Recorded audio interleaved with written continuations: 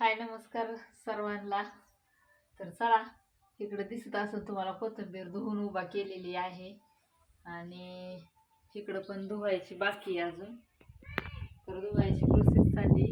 म्हणताना इथं कुठं ठेवलंय आंघोळीचं बाथरूम वगैरे आहे ना, त्याच्यामध्ये एवढी स्पेस आहे तिथे ठेवलंय. कारण बाहेर लावलं की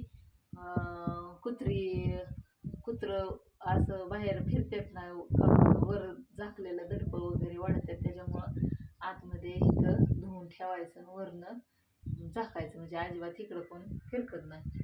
तर असू द्या, काढली छान मस्तपैकी. आता मार्केटला काढली कोथिंबीर, हात विक्री नाही काढली.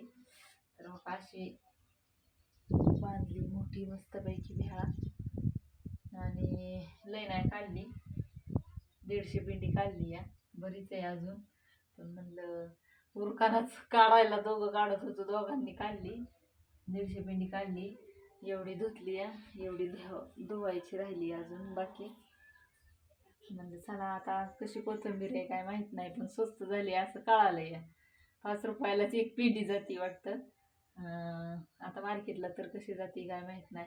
त्या दिवशी चिकूदादा गेला होता गावात विकायला, त्यावेळेस 5 रुपयाला एक पिंडी, 10 रुपयाला 2 पेंड्या होत्या.